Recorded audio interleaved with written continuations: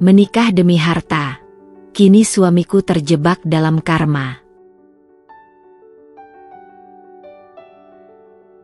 Halo Bunda, semoga Bunda semuanya dalam keadaan sehat dan bahagia ya. Sebelum masuk ke ceritanya jangan lupa absen terlebih dahulu ya. Bunda-bunda semua dari daerah mana saja. Jangan lupa like, komen dan subscribe channel ini ya. Selamat menonton. Malam itu, pesta pernikahan mewah digelar di sebuah ballroom hotel berbintang 5 di Jakarta. Tamu-tamu berdatangan mengenakan pakaian terbaik mereka, memenuhi ruangan yang dihiasi lampu kristal berkilauan. Di tengah-tengah kemegahan itu, seorang wanita berdiri di pelaminan dengan senyuman yang tampak sempurna. Dialah Nadine Arya Satya, seorang perempuan berusia 28 tahun yang berasal dari keluarga terpandang. Ayahnya seorang pengusaha properti ternama, ibunya sosialita yang selalu tampil anggun dalam setiap acara. Nadine tumbuh dalam kehidupan serba berkecukupan, dimanja kemewahan dan status sosial yang tinggi. Di sisinya, berdiri seorang pria bernama Raka Pradipta. Dengan setelan jas hitam yang rapi dan wajah tampan yang menawan, ia tampak seperti pria sempurna. Namun di balik senyumannya yang hangat, ada ambisi yang terselubung. Saat upacara pernikahan berlangsung, Nadine berbisik pelan kepada Raka, suaminya yang baru saja resmi menikahinya. "Akhirnya kita sah juga," ucap Nadine sambil tersenyum. Raka menatap Nadine dengan tatapan yang sulit ditebak. "Iya, perjalanan kita baru dimulai, sayang." Namun di dalam hatinya, Raka tahu bahwa pernikahan ini bukan sekadar tentang cinta. Baginya, Nadine adalah tiket menuju kehidupan yang selama ini ia impikan. Sejak kecil, Raka bukan berasal dari keluarga kaya. Ia hanya seorang pria biasa yang berusaha bertahan hidup di kerasnya ibu kota. Berkenalan dengan Nadine adalah kesempatan emas baginya, dan ia tak akan menyia-nyiakannya. Di sudut ruangan, seorang pria berambut klimis dengan setelan abu-abu memperhatikan mereka dengan mata tajam. Dito, sahabat lama Raka yang tahu betul niat tersembunyinya, mengangkat gelasnya sambil tersenyum kecil. "Selamat, kawan. Akhirnya kamu berhasil," katanya pelan, nyaris seperti gumaman. Raka melirik ke arah Dito dan hanya membalas dengan anggukan kecil. Ia tahu, pernikahan ini bukan sekadar janji suci, tapi juga kesepakatan tak tertulis yang telah ia buat dalam pikirannya sejak lama. Sementara itu, Nadine benar-benar mencintai Raka. Baginya, Raka adalah pria yang bisa membuatnya merasa aman dan dicintai dengan tulus, sesuatu yang tidak pernah ia dapatkan dari keluarganya yang terlalu sibuk dengan urusan bisnis. Ia tidak tahu bahwa suaminya menyimpan rahasia besar di balik pernikahan mereka. Malam semakin larut, pesta masih berlangsung, dan Nadine tidak menyadari bahwa ia baru saja memasuki permainan yang akan mengubah hidupnya selamanya.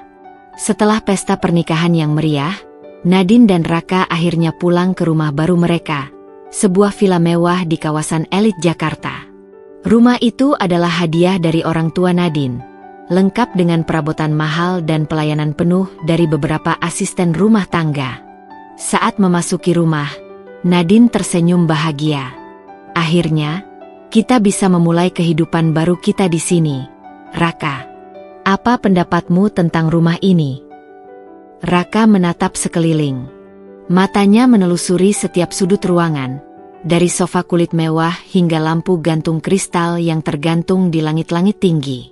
"Indah, sangat indah," katanya, meski dalam hati, ia melihatnya sebagai harta yang akhirnya bisa ia nikmati. Nadine menggenggam tangan Raka erat.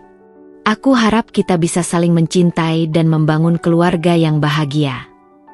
Raka tersenyum samar. "Tentu, sayang." Malam itu, saat Nadine tertidur lelap dengan wajah damai, Raka duduk di balkon, merokok sambil menatap pemandangan kota. Pikirannya melayang jauh. Ia mengingat perjalanan hidupnya dari seorang pria miskin yang nyaris menyerah pada hidup, hingga akhirnya menikahi wanita kaya yang bisa mengubah nasibnya. Ponselnya bergetar. Sebuah pesan dari Dito muncul di layar. Dito, bagaimana rasanya menjadi suami miliarder? Raka tersenyum tipis sebelum mengetik balasan. Raka, baru permulaan, kawan. Aku harus bermain dengan cerdas. Dito membalas dengan cepat. Dito, jangan sampai kamu jatuh cinta sungguhan. Rak, ingat tujuan awalmu. Raka menghela napas panjang. Ia tahu betul bahwa pernikahan ini hanyalah strategi. Namun, di sudut hatinya, ada sedikit keraguan. Bisakah ia benar-benar bertahan dalam kebohongan ini? Keesokan harinya, Nadine bangun lebih dulu dan menyiapkan sarapan untuk mereka berdua. Saat Raka turun ke ruang makan, Nadine menyambutnya dengan ceria. Selamat pagi, suamiku. Aku buatkan sarapan spesial untuk kita. Raka tersenyum kecil. Terima kasih, Nadine. Kamu tidak perlu repot-repot. Aku ingin melakukannya. Aku ingin menjadi istri yang baik untukmu, jawab Nadine dengan penuh kasih. Saat itu, Raka merasakan sesuatu yang aneh. Nadine benar-benar tulus mencintainya, sementara ia hanya melihatnya sebagai batu loncatan. Namun, ia harus tetap memainkan perannya dengan baik. Ketika mereka tengah menikmati sarapan, Nadine berbicara dengan semangat. Hari ini aku ingin kita menghabiskan waktu bersama. Mungkin berjalan-jalan atau makan malam romantis? Aku ingin mengenalmu lebih dalam, Raka. Raka terdiam sejenak, lalu tersenyum. Tentu, sayang. Kita bisa makan malam di restoran favoritmu. Nadine tampak bahagia, tidak menyadari bahwa Raka sebenarnya sedang menyusun rencana lain. Hari-hari pertama pernikahan mereka tampak harmonis di permukaan. Namun, ada bayangan gelap yang mengintai. Raka tahu bahwa ia harus menyusun langkah berikutnya dengan hati-hati. Tanpa sadar, ia mulai masuk lebih dalam ke dalam permainan yang ia ciptakan sendiri. Malam itu, Nadine tampak sangat bahagia. Ia memilih gaun putih sederhana dengan sentuhan elegan, sementara Raka mengenakan kemeja hitam yang membentuk tubuhnya dengan sempurna. Mereka duduk di sebuah restoran bintang 5 dengan lilin menyala di tengah meja, menciptakan suasana romantis. Aku masih merasa seperti mimpi, Raka. Aku akhirnya menikah dengan pria yang kucintai, ucap Nadine sambil tersenyum. Raka menatapnya, menyembunyikan pikirannya yang sebenarnya. Aku juga, Nadine. Aku ingin kita bahagia bersama. Pelayan datang membawa hidangan utama mereka, steak wagyu untuk Raka dan salmon panggang untuk Nadine. Nadine tampak menikmati setiap suapan makanannya dengan mata berbinar-binar. Bagi dirinya, malam ini adalah momen spesial yang tak terlupakan. Namun, di saat yang sama, ponsel Raka bergetar di sakunya. Ia melirik sekilas, pesan dari Dito muncul lagi. Dito, jangan lupa rencana kita. Ada sesuatu yang harus kita bicarakan. Raka menggenggam ponselnya erat. Nadine tidak boleh tahu, setidaknya belum saat ini. Kamu terlihat tegang. Raka? Apa ada yang mengganggumu? Tanya Nadine sambil meletakkan garpunya. Raka tersentak dan dengan cepat menyimpan ponselnya. Ia tersenyum, mencoba mengalihkan perhatian Nadine. Ah, tidak. Aku hanya teringat sesuatu di kantor. Tapi itu bukan masalah besar. Nadine mengangguk, lalu menggenggam tangan Raka di atas meja. Aku ingin kita selalu terbuka satu sama lain. Jika ada sesuatu yang mengganggumu, aku ingin kamu berbagi denganku. Aku istrimu, Raka. Raka menatap tangan Nadine yang hangat menggenggamnya. Ada sebersit rasa bersalah yang muncul dalam dirinya, tapi ia segera menepisnya. Ia harus tetap pada rencananya. Mereka menghabiskan makan malam dengan perbincangan ringan. Nadine menceritakan masa kecilnya, bagaimana ia tumbuh di keluarga yang kaya tapi sering merasa kesepian. Raka hanya mendengarkan, mengangguk sesekali, berpura-pura peduli. Setelah makan malam, mereka berjalan di taman kecil dekat restoran. Angin malam bertiup lembut, membawa aroma bunga melati yang menyegarkan. Raka, menurutmu seperti apa pernikahan impian kita nanti? Tanya Nadine dengan tatapan penuh harap. Raka terdiam sejenak, lalu menjawab dengan senyum palsu. Aku ingin kita hidup bahagia, punya rumah sendiri, anak-anak yang lucu, dan menghabiskan waktu bersama tanpa kekhawatiran. Nadine tersenyum senang. Itu juga impianku. Aku ingin kita selalu bersama, dalam suka dan duka. Malam itu mereka pulang ke rumah dengan perasaan berbeda. Nadine merasa bahagia dan semakin jatuh cinta pada Raka.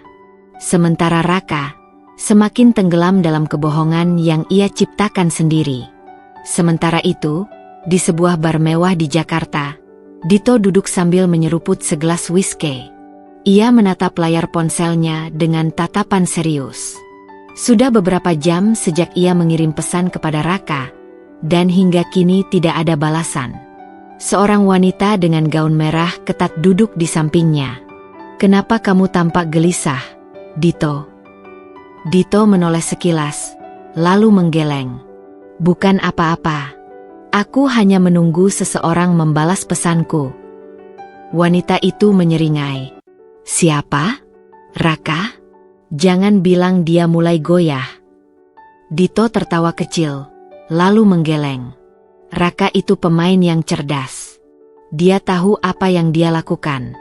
Tapi aku harus memastikan dia tidak tersesat di jalan. Wanita itu menyesap minumannya dan menatap Dito dengan penuh minat. Kalau begitu, pastikan dia tetap berjalan di jalur yang sudah kalian rencanakan. Kalau dia sampai jatuh cinta sungguhan pada Nadine, itu akan jadi masalah besar. Dito mengangguk pelan, lalu kembali menatap layar ponselnya. Ia harus berbicara dengan Raka secepatnya, sebelum semuanya berubah menjadi di luar kendali. Di kamar tidur, Nadine telah tertidur dengan senyuman di wajahnya. Raka duduk di tepi ranjang, menatap wajah istrinya dalam diam. Ia menghela napas panjang, pikirannya penuh dengan berbagai kemungkinan. Tanpa sadar, ia mulai bertanya pada dirinya sendiri. Apakah ia benar-benar bisa menjalankan rencana ini tanpa melibatkan perasaannya? Malam semakin larut, dan di balik kegelapan, benih-benih keraguan mulai tumbuh dalam hati Raka. Sudah beberapa minggu sejak pernikahan mereka, dan kehidupan Nadine tampak sempurna di luar. Rumah mewah, suami tampan, dan hari-hari yang dipenuhi dengan kebahagiaan. Namun, Nadine mulai menyadari ada sesuatu yang berubah dari Raka. Senyum pria itu tetap menawan, kata-katanya selalu manis, tapi ada sesuatu di matanya yang terasa kosong. Suatu pagi, Nadine bangun lebih awal dan melihat Raka tidak ada di tempat tidur. Ia mengernyitkan dahi, lalu bangkit dan berjalan keluar kamar. Dari balkon lantai 2, ia melihat suaminya sedang berbicara dengan seseorang di telepon di taman belakang. Suatu pagi, Nadine bangun lebih awal dan melihat Raka tidak ada di tempat tidur. Ia mengernyitkan dahi, lalu bangkit dan berjalan keluar kamar. Dari balkon lantai 2, ia melihat suaminya sedang berbicara dengan seseorang di telepon di taman belakang. Kita harus lebih hati-hati, Dito. Nadine mulai mencurigai sesuatu. Suara Raka terdengar rendah dan tajam. Jantung Nadine berdebar. Nama Dito sudah beberapa kali ia dengar, tapi ia tidak tahu siapa sebenarnya pria itu dalam kehidupan Raka. Ia memutuskan untuk tidak langsung menghampiri Raka dan hanya mengamati dari kejauhan. Jangan sampai semuanya berantakan, lanjut Raka. Aku harus memastikan dia tetap percaya padaku. Aku butuh lebih banyak waktu. Nadine merasa ada yang tidak beres. Ia menggigit bibirnya dan kembali ke kamar sebelum Raka menyadari keberadaannya. Pikirannya dipenuhi tanda tanya. Hari itu, Nadine memutuskan untuk memberikan kejutan dengan datang ke kantor Raka. Ia membawa bekal makan siang favorit suaminya, berharap bisa menghabiskan waktu bersama. Namun, saat ia tiba, resepsionis menatapnya dengan ekspresi ragu. "Maaf, Bu Nadine, Pak Raka tidak ada di kantor sejak pagi tadi." Dada Nadine mencelos. "Tidak ada? Tapi dia bilang padaku tadi pagi kalau dia akan bekerja di kantor." Resepsionis itu tampak bingung. "Seingat saya, beliau belum datang sama sekali hari ini. Mungkin ada pertemuan di luar, Bu." Nadine mengangguk pelan dan mengucapkan terima kasih sebelum pergi. Namun, rasa curiga di hatinya semakin besar. Jika Raka tidak di kantor, lalu di mana dia? Malamnya, Nadine menunggu Raka pulang dengan perasaan campur aduk. Ketika akhirnya suaminya tiba, Nadine memperhatikannya dengan seksama. Raka tampak santai, seperti tidak ada yang terjadi. "Bagaimana harimu, sayang?" tanya Raka sambil melepas jasnya. Nadine mencoba tersenyum, menyembunyikan keresahannya. "Baik, aku tadi ke kantormu, ingin memberi kejutan. Tapi katanya kamu tidak ada di sana." Raka terdiam sejenak, lalu tersenyum. "Oh, iya, maaf, tadi ada pertemuan mendadak dengan klien di luar kantor. Aku lupa memberitahumu." Nadine mengangguk, tapi hatinya mengatakan bahwa Raka tidak berkata jujur. Namun, ia menahan diri untuk tidak bertanya lebih jauh. Ia ingin mencari tahu sendiri kebenarannya. Malam itu, ketika Raka tertidur, Nadine mengambil ponsel suaminya dengan hati-hati. Ia membuka layar dan melihat deretan pesan dari seseorang bernama Dito. "Dito, kita harus segera bertemu. Jangan biarkan Nadine tahu apapun." Mata Nadine membesar. Apa yang sebenarnya dirahasiakan Raka darinya?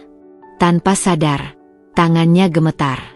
Pernikahan yang selama ini ia kira penuh kebahagiaan mungkin saja hanyalah kebohongan besar.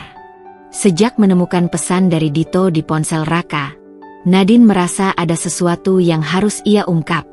Namun, ia tidak ingin gegabah. Jika Raka benar-benar menyembunyikan sesuatu, maka ia harus mencari bukti lebih banyak. Malam itu, Nadine tidak bisa tidur. Ia berbaring di samping Raka yang tertidur pulas, tapi pikirannya terus berputar.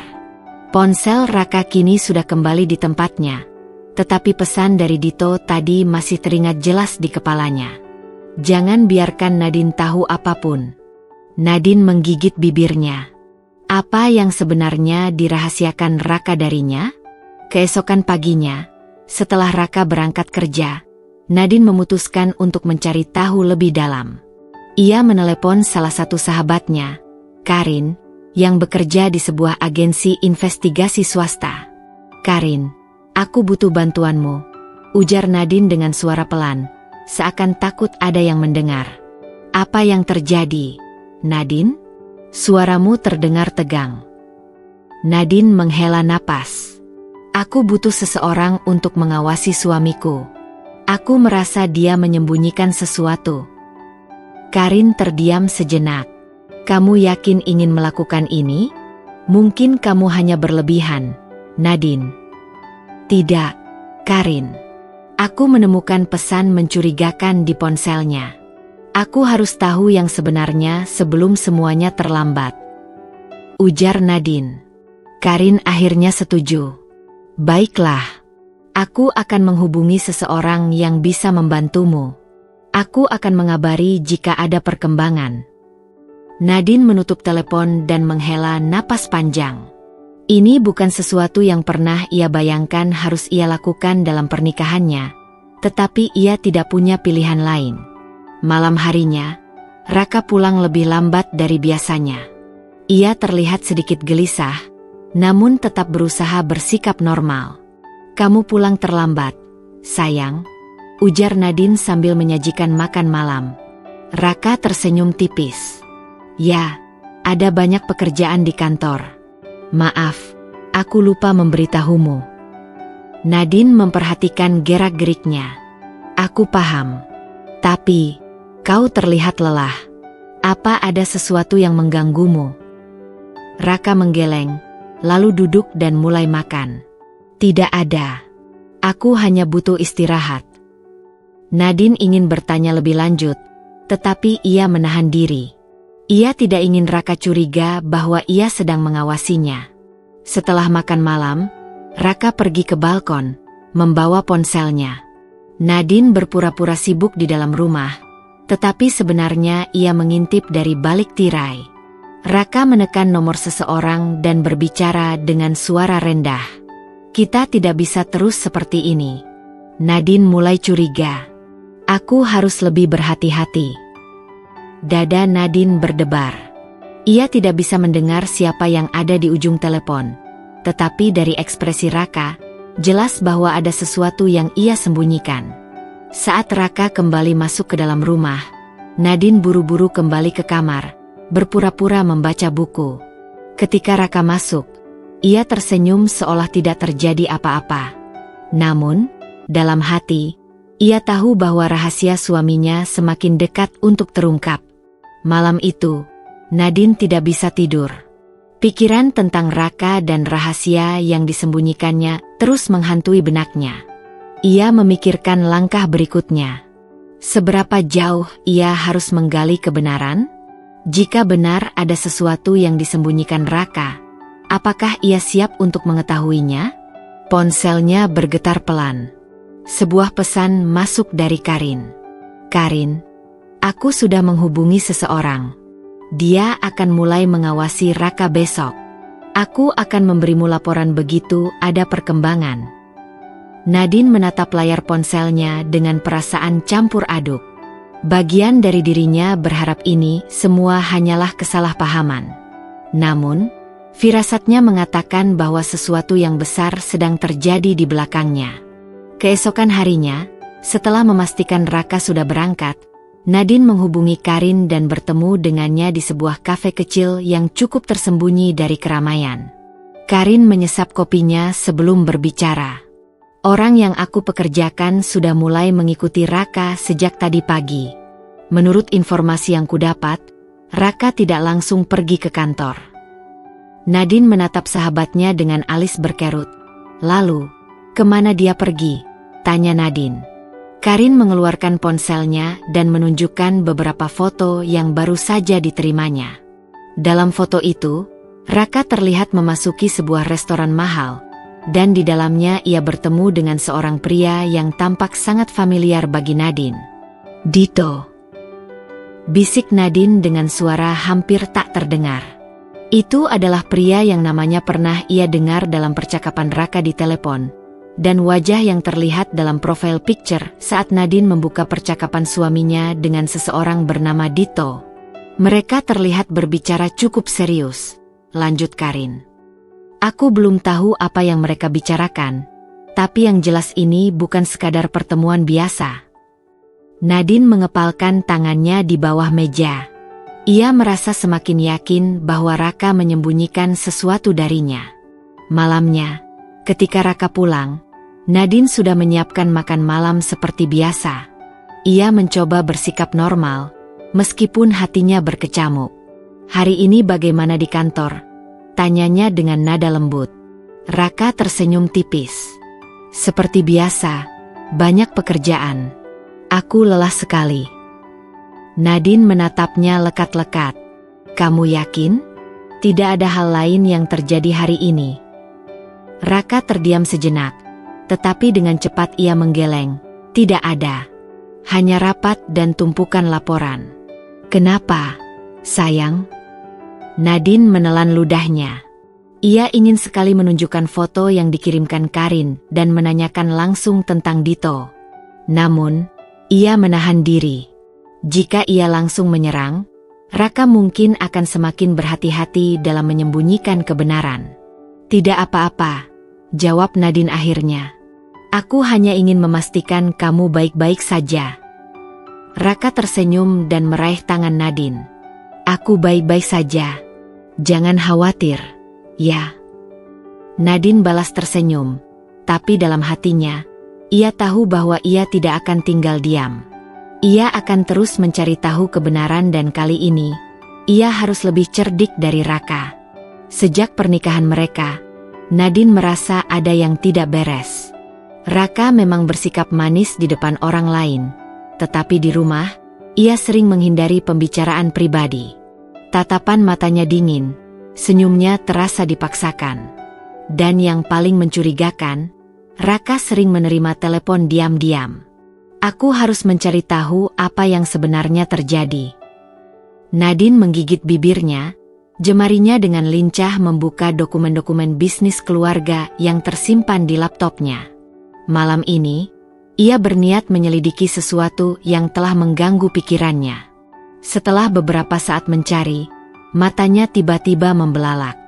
Ada sebuah transaksi mencurigakan dalam laporan keuangan perusahaan keluarganya. Puluhan juta rupiah telah dipindahkan ke rekening atas nama seseorang yang tidak ia kenal. Nadine mengernyit. Siapa pemilik rekening ini? Jantungnya berdetak lebih cepat saat ia menelusuri lebih jauh. Setelah beberapa klik, ia menemukan dokumen lain yang lebih mengejutkan, sebuah surat perjanjian rahasia antara Raka dan seseorang bernama Dito. Matanya menyipit membaca isinya. Perjanjian itu menyatakan bahwa jika Raka berhasil mendapatkan kepercayaan penuh dari keluarga Nadine, ia akan menerima sejumlah besar uang sebagai imbalan. Jadi selama ini, Raka hanya memanfaatkan keluargaku. Nadine merasa tenggorokannya mengering. Tangannya bergetar saat ia menutup laptopnya perlahan. Matanya kini dipenuhi amarah dan kekecewaan. Di saat yang sama, suara langkah kaki terdengar dari luar kamar.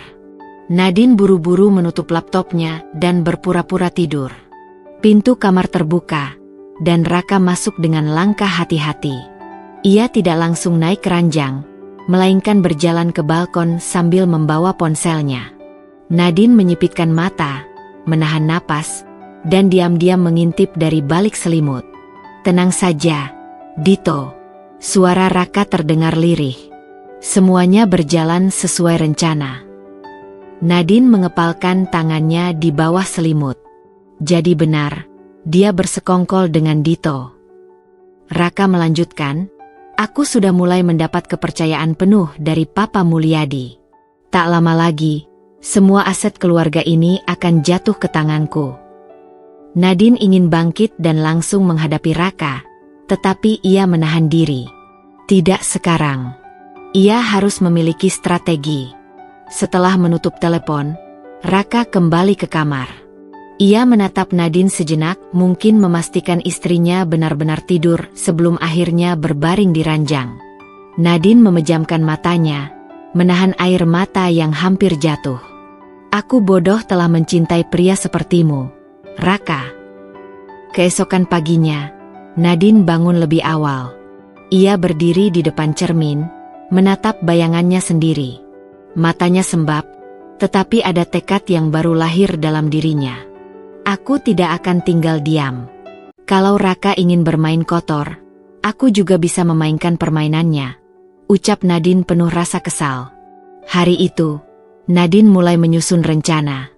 Ia bertemu dengan pengacara keluarganya secara diam-diam untuk mencari tahu tentang dokumen-dokumen bisnis yang berhubungan dengan suaminya. Di ruang kantor pengacara, seorang pria parubaya dengan kacamata tebal menatapnya dengan serius.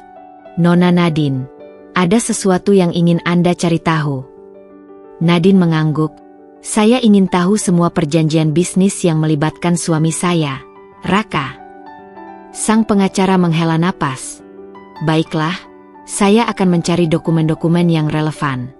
Tapi, apakah Anda yakin ingin menyelidiki ini sendiri? Nadine tersenyum tipis. Saya harus tahu kebenarannya. Ini tentang keluarga saya. Setelah pertemuan itu, Nadine semakin yakin bahwa ia tidak bisa mempercayai Raka lagi. Pernikahan mereka hanyalah permainan bagi suaminya.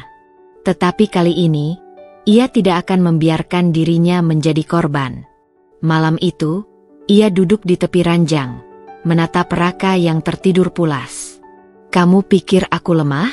Aku akan membuktikan bahwa kamu salah, Raka.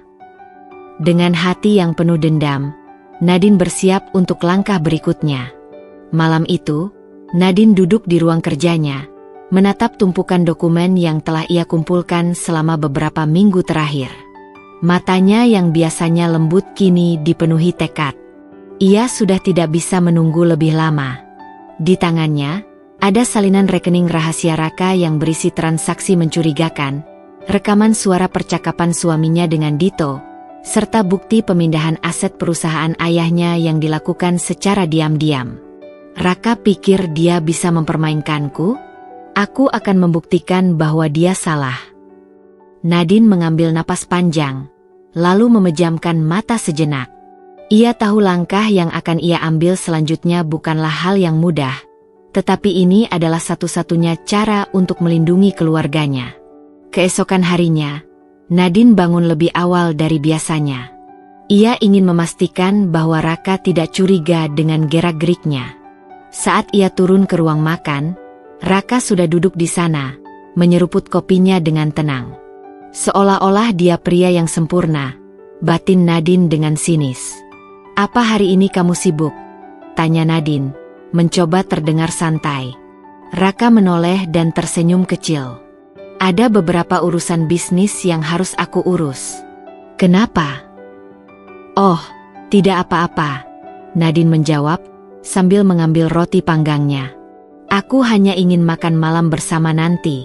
Sudah lama kita tidak menghabiskan waktu berdua." Raka mengangkat alisnya, sedikit terkejut. Sejak menikah, Nadine jarang meminta hal seperti itu. "Tentu," jawabnya sambil tersenyum, "aku akan pulang lebih awal." Dalam hati, Nadine tersenyum sinis. "Bagus. Aku butuh kamu ada di rumah malam ini, Raka." Siang harinya, Nadine pergi menemui seseorang yang sudah lama ia curigai Dito. Ia tahu bahwa pria itu adalah orang kepercayaan Raka, dan kemungkinan besar ia juga mengetahui semua rahasia suaminya. Dito tidak menyangka akan bertemu dengan Nadine. Saat wanita itu tiba di kafe tempat mereka janjian, pria itu terlihat sedikit gelisah. "Nadine?" tanya Dito, mencoba terdengar santai. Nadine duduk di depannya, menatapnya dengan dingin. "Aku ingin berbicara tentang Raka." Dito tertawa kecil. "Tentang Raka? Apa maksudmu?" "Aku tahu semuanya, Dito," ujar Nadine tanpa basa-basi. Ekspresi Dito langsung berubah. "Tahu apa?" "Jangan berpura-pura bodoh. Aku tahu tentang rekening rahasia Raka. Aku tahu tentang transaksi ilegalnya, dan aku tahu tentang rencana kalian untuk mengambil alih aset keluargaku." Nadine mencondongkan tubuhnya ke depan, menatap mata Dito tanpa berkedip. Pria itu terdiam, jelas tidak menyangka Nadine bisa sejauh ini dalam menyelidiki mereka.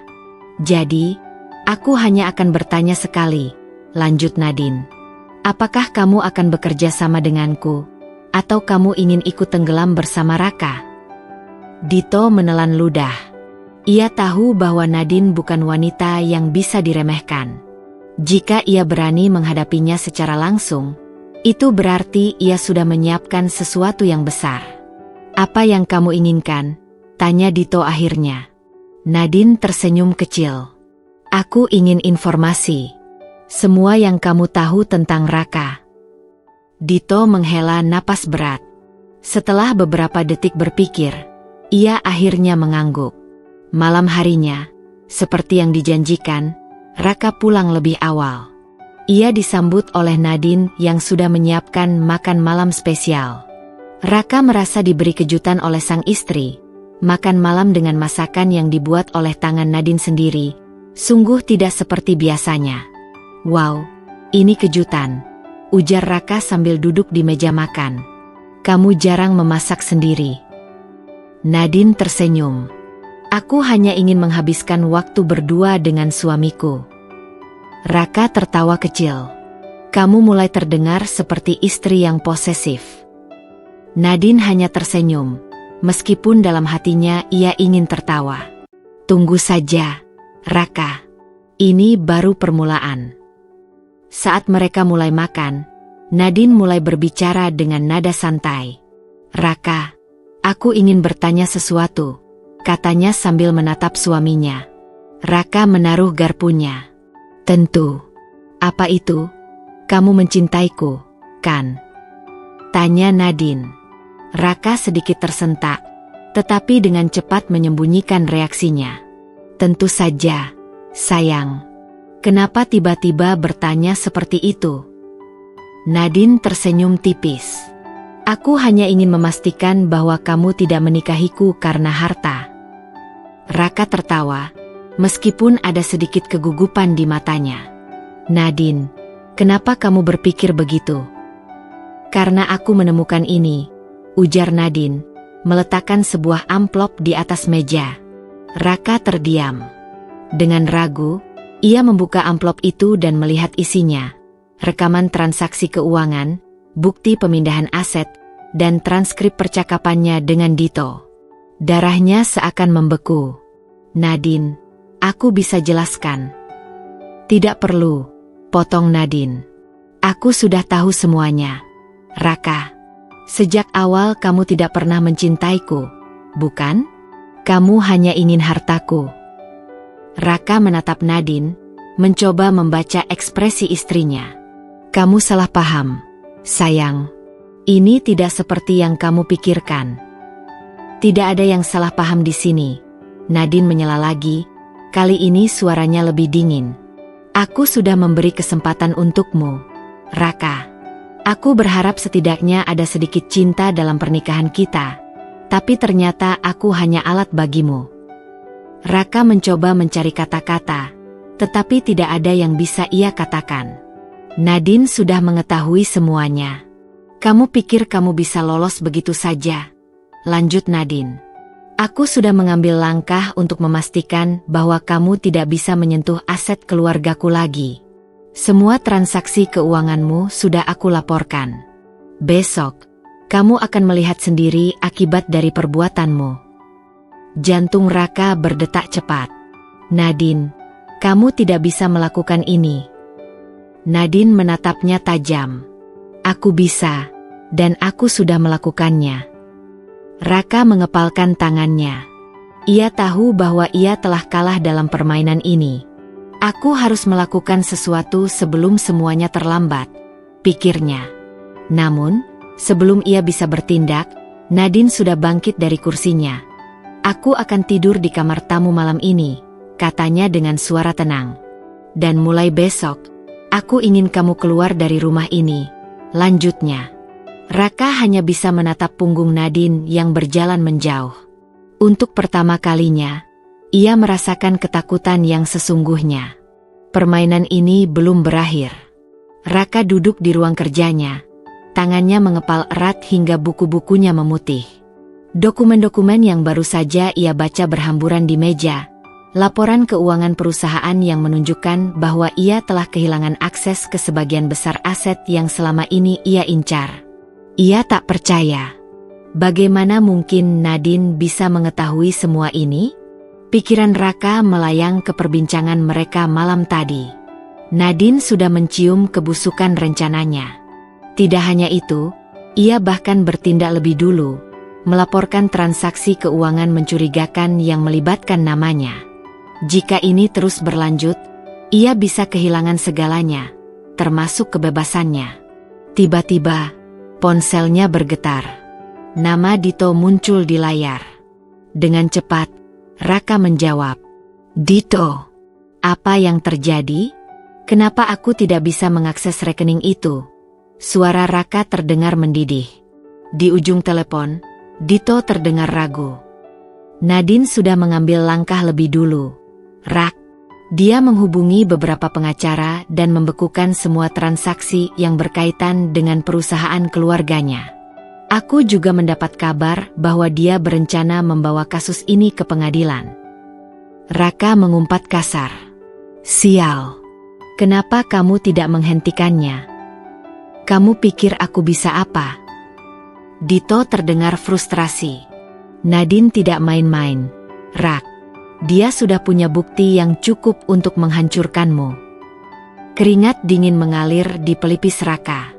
Jika Nadine benar-benar membawa masalah ini ke pengadilan, maka habislah dia. Dengar, Kita harus cari cara untuk membalikkan keadaan, kata Raka, mencoba menenangkan dirinya. Aku tidak bisa kehilangan semuanya. Aku harus bicara dengan Nadine. Dia pasti masih bisa aku bujuk. Dito tertawa kecil. Kalau aku jadi kamu, aku tidak akan berharap terlalu banyak. Nadine bukan wanita bodoh, Rak. Dan sepertinya dia sudah cukup muak denganmu. Panggilan terputus. Raka melempar ponselnya ke meja dengan kasar.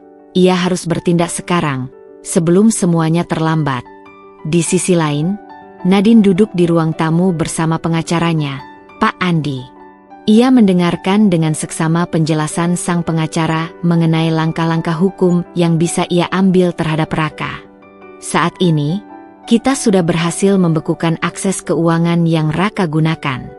Tapi kalau dia masih punya dana cadangan di luar negeri atau di bawah nama orang lain, dia bisa saja kabur dan membawa sisa uangnya. Pak Andi menyesap kopinya. Nadine mengangguk. Aku tidak akan membiarkan itu terjadi. Aku ingin semua aset yang dia pegang dalam kendali keluargaku kembali.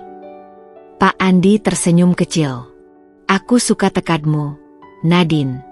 Tapi aku harus bertanya, apakah kamu siap untuk menghadapi kemungkinan terburuk? Raka bisa saja melawan. Dia pasti tidak akan tinggal diam. Nadine menatap lurus. Aku sudah siap. Aku tidak akan membiarkan seorang pria serakah mengambil apa yang menjadi hak keluargaku.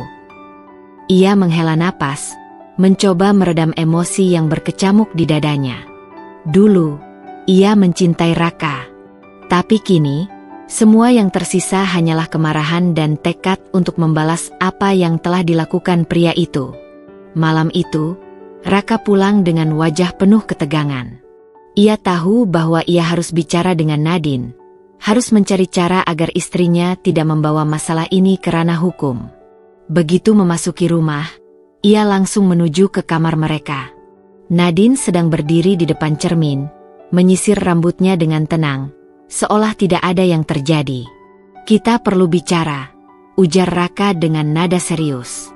Nadine berhenti menyisir rambutnya, lalu berbalik, menatap suaminya dengan ekspresi datar. Bicara tentang apa? Raka mendekatinya. Kamu tahu aku tidak berniat menyakitimu, Nadine. Apa yang aku lakukan selama ini hanya untuk memastikan masa depan kita. Nadine terkekeh. Masa depan kita? Jangan bercanda, Raka.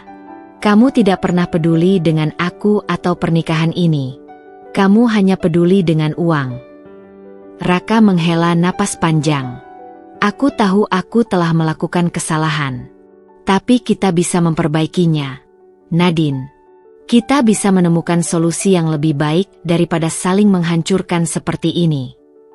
Nadine menatap Raka tajam. Satu-satunya solusi yang aku inginkan adalah melihatmu menerima akibat dari semua perbuatanmu. Raka mengepalkan tangannya. Aku tidak akan membiarkanmu menghancurkan hidupku, Nadine.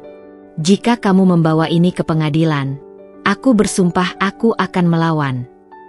Nadine menyeringai. Kamu bisa mencoba, Raka. Tapi ingat, aku memiliki semua bukti.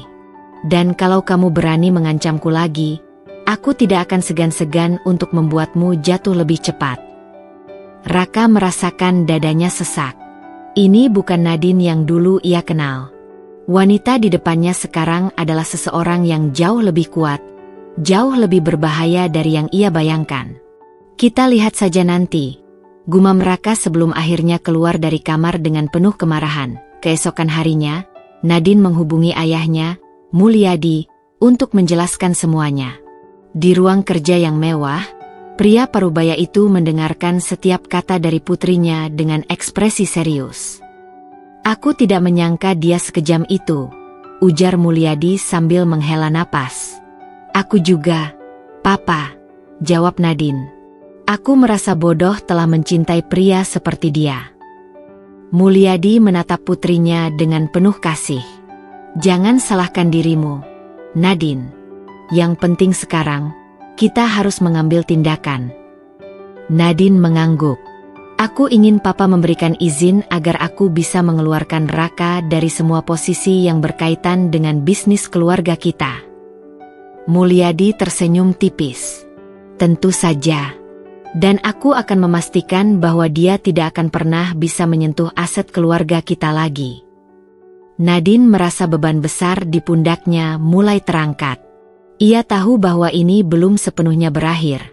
Tetapi setidaknya ia telah mengambil langkah besar untuk menghentikan permainan Raka.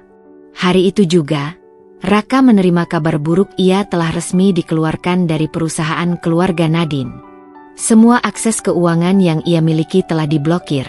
Dan kini ia tidak memiliki jalan lain selain menghadapi konsekuensi dari perbuatannya. Di dalam apartemen yang kini menjadi satu-satunya tempat tinggalnya, Raka menatap ponselnya dengan penuh kemarahan. Tidak ada panggilan masuk, tidak ada pesan dari siapapun. Semua orang mulai meninggalkannya. Pintu apartemennya tiba-tiba diketuk.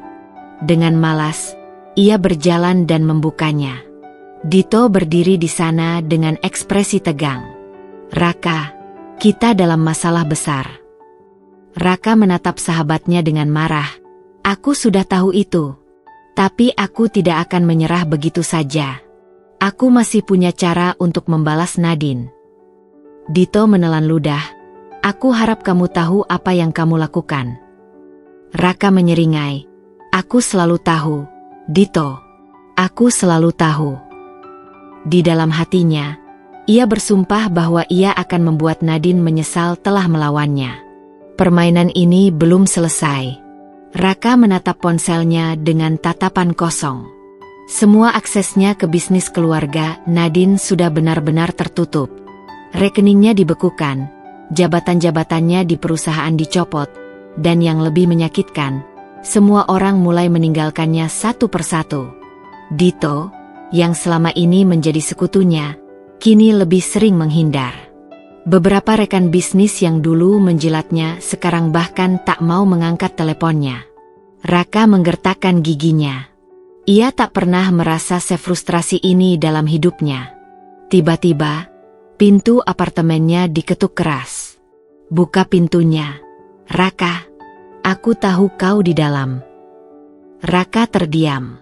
Itu suara Zafran, salah satu rentenir yang dulu pernah membantunya menyembunyikan dana gelap. Dengan enggan, Raka membuka pintu. Zafran, seorang pria bertubuh besar dengan tato di lengannya, masuk dengan langkah berat. Matanya penuh kemarahan. Aku dengar kau sudah jatuh miskin. Zafran menyeringai. Sayang sekali. Tapi hutang tetaplah hutang, Raka. Raka menelan ludah. Ia tahu ini akan terjadi cepat atau lambat. Aku butuh waktu, katanya berusaha terdengar tenang. Reza tertawa dingin. Waktu? Aku tidak butuh waktu. Aku butuh uang. Kau janji akan melunasi semuanya bulan ini, tapi sekarang kau bahkan tidak punya tempat tinggal yang layak. Raka mengepalkan tangannya. Ia harus menemukan cara untuk keluar dari situasi ini. Beri aku seminggu. Aku akan mendapatkan uang itu. Zafran menatapnya tajam, lalu menyeringai. Baiklah, tapi kalau dalam seminggu kau tidak membayarku, aku tidak akan datang hanya untuk berbicara lagi. Setelah berkata demikian, Zafran keluar, meninggalkan Raka yang berdiri dengan rahang mengeras. Ia harus bertindak.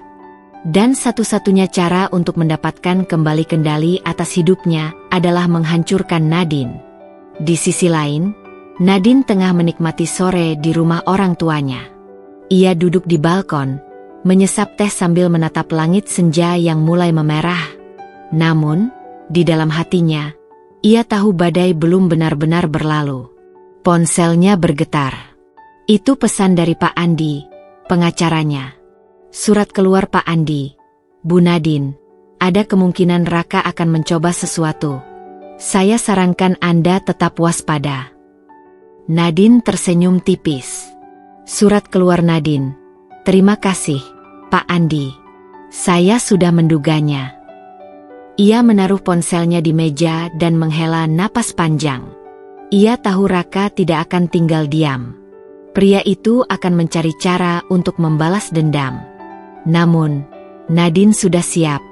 Ia tak lagi menjadi wanita yang dulu mudah tertipu oleh kata-kata manis dan janji palsu. Kali ini, ia tidak akan mundur. Di dalam kamar apartemennya yang gelap, Raka duduk di depan laptopnya, mengetik dengan cepat. Ia tidak bisa mendapatkan uang dengan cara biasa, jadi ia harus mengambil jalan pintas. Dengan beberapa klik, ia mulai mengakses dokumen-dokumen lama perusahaan Nadine yang masih bisa ia jangkau. Ia mencari celah sesuatu yang bisa digunakannya untuk membalikkan keadaan. Dan disitulah ia menemukannya. Dokumen lama tentang transaksi keuangan ayah Nadine, Mulyadi. Raka tersenyum sinis. Jika ia bisa mengungkap sesuatu yang mencurigakan tentang Mulyadi, ia bisa membuat Nadine sibuk dengan masalah keluarganya sendiri. Ia segera menghubungi seseorang yang dulu bekerja di perusahaan itu. Seorang mantan akuntan yang pernah ia bayar untuk menyembunyikan beberapa transaksi gelapnya sendiri. Surat keluar Raka. Aku butuh informasi tentang transaksi lama perusahaan Mulyadi. Kau masih menyimpan salinannya. Beberapa menit kemudian, pesan balasan datang. Surat keluar mantan akuntan. Aku punya sesuatu yang mungkin menarik. Tapi aku butuh jaminan. Raka menyeringai. Jaminan? Aku akan memberimu lebih dari itu. Aku akan memastikan kita berdua bisa keluar dari masalah ini dengan banyak uang. Di dalam hatinya, Raka tahu ini adalah langkah terakhirnya. Jika ia gagal, maka ia benar-benar tamat. Beberapa hari kemudian, berita tentang dugaan penyimpangan keuangan dalam bisnis keluarga Nadine mulai menyebar. Televisi breaking news. Perusahaan milik Mulyadi terlibat dalam transaksi keuangan mencurigakan. Apakah ini awal dari skandal besar? Nadine yang sedang duduk di ruang tamu langsung membeku ketika melihat berita itu. Ponselnya mulai berdering tanpa henti. Sahabat, kolega, bahkan jurnalis mencoba menghubunginya. Ia segera menelepon Pak Andi. Pak Andi, apa yang terjadi? Seseorang membocorkan dokumen lama tentang transaksi ayah Anda. Tapi saya yakin ini rekayasa. Mereka berusaha menjatuhkan Anda. Nadine mengepalkan tangannya. Ini pasti Raka. Pak Andi menghela napas. Kemungkinan besar, ya. Dia mungkin ingin Anda sibuk dengan skandal ini sehingga Anda tidak punya waktu untuk menyerangnya balik. Nadine tersenyum sinis. Kalau dia pikir aku akan jatuh karena ini, dia salah besar. Hari itu juga, Nadine menggelar konferensi pers. Ia berdiri di depan puluhan wartawan, dengan wajah tenang namun penuh ketegasan. Saya ingin menegaskan bahwa tuduhan yang beredar saat ini adalah bagian dari upaya untuk menjatuhkan keluarga saya. Kami akan bekerja sama dengan pihak berwenang untuk mengungkap kebenaran. Salah satu wartawan mengangkat tangan.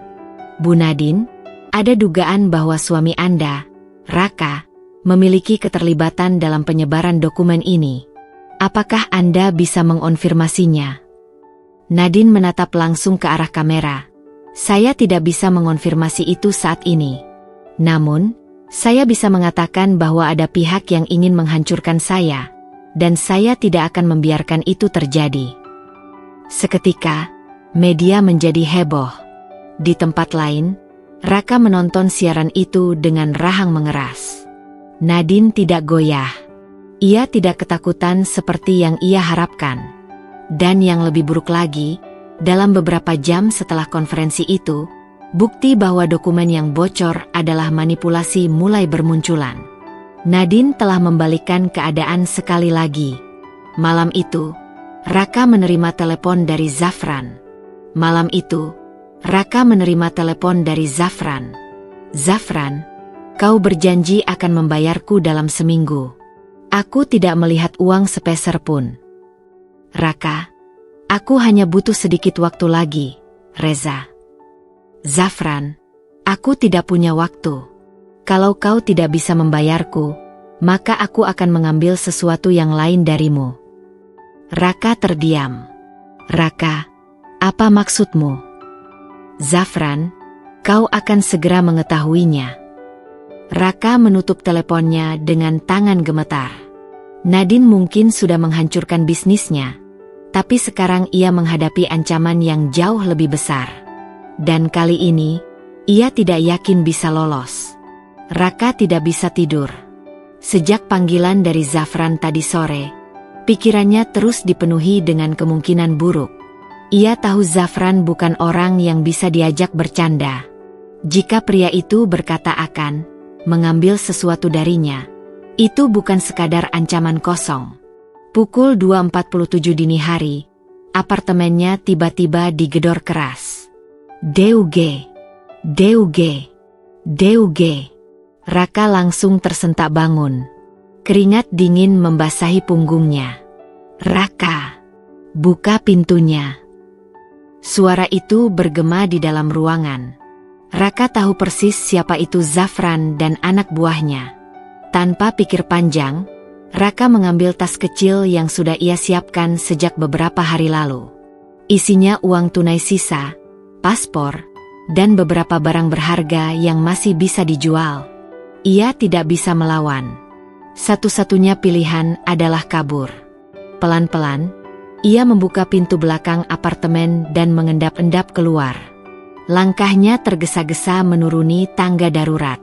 Namun, saat sampai di lantai bawah, dua pria bertubuh kekar sudah berdiri menunggunya. Mau lari kemana, Raka? Salah satu dari mereka menyeringai. Sebelum Raka sempat bereaksi, tinju keras mendarat di perutnya. Bug! Raka terjatuh ke tanah, mengerang kesakitan. Zafran muncul dari balik bayangan, menatapnya dengan tatapan tajam. Aku sudah cukup bersabar. Sekarang, kau akan membayarnya dengan cara lain. Raka tahu, ini bukan sekadar ancaman lagi. Ini adalah awal dari nerakanya. Di sisi lain, Nadine duduk di ruang kantornya dengan ekspresi dingin. Ia sedang membaca laporan terbaru dari tim hukumnya. Rekening Raka telah dibekukan sepenuhnya. Aksesnya ke properti yang masih atas nama keluarga juga sudah ditutup, kata Pak Andi, pengacaranya. Nadine mengangguk puas. Bagaimana dengan dugaan kebocoran data perusahaan? Kami sudah menemukan bukti kuat bahwa Raka ada di balik itu. Kami bisa membawanya ke jalur hukum kapan saja. Begitu ucap Pak Andi. Nadine tersenyum tipis. Bagus. Pastikan dia tidak punya celah untuk melawan balik. Dari seorang istri yang dulu penuh cinta, kini Nadine telah berubah menjadi seorang wanita yang siap menghabisi musuhnya tanpa belas kasihan. Namun, jauh di dalam hatinya, ada sedikit rasa iba. Tidak, Nadine. Jangan ragu sekarang, ia mengingatkan dirinya sendiri. Raka telah mempermainkan cintanya, mengkhianatinya, dan mencoba menghancurkannya. Kini, giliran Nadine yang mengakhiri segalanya. Raka duduk di kursi kayu tua di dalam gudang yang gelap dan bau. Tangan dan kakinya diikat. Di depannya, Zafran duduk dengan santai sambil menghisap cerutunya. Jadi, Raka, katanya, aku bosan dengan omong kosongmu. Kau tidak punya uang, tidak punya kekuatan, dan sekarang bahkan mantan istrimu yang dulu kau remehkan sudah menjatuhkanmu sepenuhnya. Raka mengepalkan tangannya. Jangan sebut nama Nadine, desisnya. Oh, kau masih punya harga diri rupanya. Zafran tertawa. Sayang sekali, harga dirimu tidak ada nilainya bagiku. Raka menggertakkan giginya. Ia tahu Zafran bukan tipe orang yang bisa ditipu. Apa yang kau mau dariku? Zafran meniupkan asap cerutunya. Aku akan memberimu pilihan. 1. Kau bekerja untukku. Aku punya beberapa pekerjaan yang butuh orang putus asa seperti dirimu. Atau 2, tanya Raka, meskipun ia sudah tahu jawabannya. Zafran tersenyum sinis. Kau tidak ingin tahu jawabannya, Raka. Darah Raka membeku. Ia harus menemukan cara untuk keluar dari situasi ini. Dan ia tahu, satu-satunya orang yang bisa menolongnya sekarang adalah Nadine. Pagi itu, Nadine baru saja tiba di kantornya ketika sekretarisnya memberitahu bahwa ada seseorang yang ingin menemuinya. Siapa? Raka, Bu. Jantung Nadine berdebar. Raka? Setelah semua yang terjadi, suruh dia pergi. Tapi Bu, dia terlihat sangat buruk. Saya rasa dia benar-benar putus asa. Nadine terdiam sejenak, lalu menghela napas panjang. Baiklah, bawa dia ke ruang rapat. Aku akan menemuinya. Beberapa menit kemudian, Nadine masuk ke ruangan dan menemukan Raka duduk dengan kepala tertunduk. Saat melihatnya, Raka langsung berdiri. Nadine, aku butuh bantuanmu. Nadine menatapnya tajam. Bantuan? Setelah semua yang kau lakukan padaku. Aku tahu aku salah. Aku menyesal. Aku benar-benar menyesal. Raka berlutut di hadapannya. Tolong, Nadine. Hanya kau yang bisa menolongku sekarang. Nadine menyilangkan tangannya. Dan kenapa aku harus menolongmu? Raka menggigit bibirnya, lalu berkata lirih. Karena jika kau tidak menolongku, aku akan mati. Nadine tersentak. Mati? Apa maksudmu? Raka menghela napas panjang. Aku berhutang pada seseorang yang sangat berbahaya. Jika aku tidak membayarnya, aku tidak tahu apa yang akan terjadi. Nadine menatapnya lama. Dulu, ia mungkin akan langsung menolong Raka. Tapi sekarang, tidak. Ia tidak akan jatuh ke dalam perangkap pria ini lagi. Maaf, Raka. Itu bukan urusanku. Raka menatapnya dengan mata penuh ketakutan. Nadine, tolong. Tapi Nadine hanya menoleh ke arah pengawalnya. Antar dia keluar. Raka menatapnya dengan mata penuh kepanikan saat dua pria berbadan kekar menggiringnya keluar. Ia ingin berteriak, tapi tidak ada kata yang keluar dari mulutnya. Ia benar-benar sendirian sekarang. Dan untuk pertama kalinya dalam hidupnya, ia merasa takut. Raka berjalan di trotoar dengan langkah lemah. Pikirannya kosong. Apa yang harus ia lakukan sekarang? Saat ia sedang berjalan, tiba-tiba sebuah mobil berhenti di depannya. Dari dalamnya, Dito keluar. Raka, kau baik-baik saja? Raka menatap sahabat lamanya itu dengan putus asa. Dito, aku tidak tahu harus bagaimana lagi. Semua orang meninggalkanku. Bahkan Nadine. Dito menepuk pundaknya. Tenang, bro. Aku bisa membantumu. Raka menatapnya dengan harapan. Serius? Kau mau membantuku? Dito tersenyum. Tentu. Tapi aku butuh sesuatu darimu dulu. Raka menelan ludah. Apa? Dito mendekatkan wajahnya dan berbisik.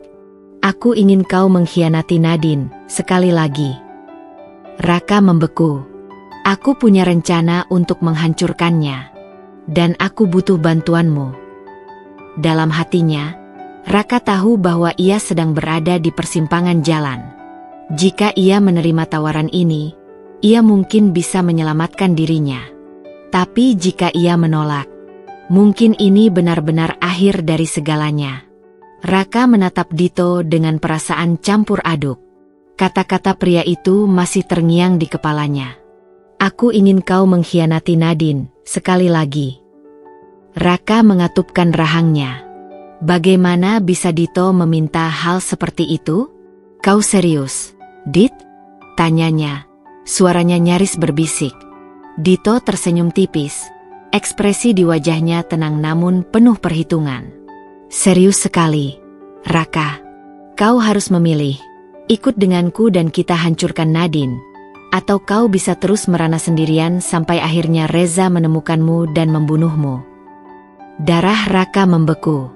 Ia tahu Dito tidak bercanda. "Kenapa kau ingin menghancurkan Nadine?" tanya Raka akhirnya. Dito menghela napas panjang sebelum bersandar ke mobilnya. "Aku punya urusan lama dengannya. Dia merampas sesuatu dariku, dan aku ingin mengambilnya kembali." "Apa itu?" Dito menatapnya lama, lalu menyeringai. "Kau tidak perlu tahu. Yang jelas, aku butuh seseorang di dalam untuk menjalankan rencana ini. Dan kau adalah orang yang paling tepat." Raka mengepalkan tangannya. Jika ini beberapa bulan lalu, mungkin ia akan langsung menerima tawaran itu tanpa berpikir panjang. Tapi sekarang, ia tidak yakin. Nadine telah menghancurkannya. Itu benar. Tapi ia juga menyadari betapa ia telah menyakiti wanita itu lebih dulu. "Kalau aku menolak?" Raka mencoba mengetes air. Dito tertawa kecil. "Kalau kau menolak, yah, kau bebas.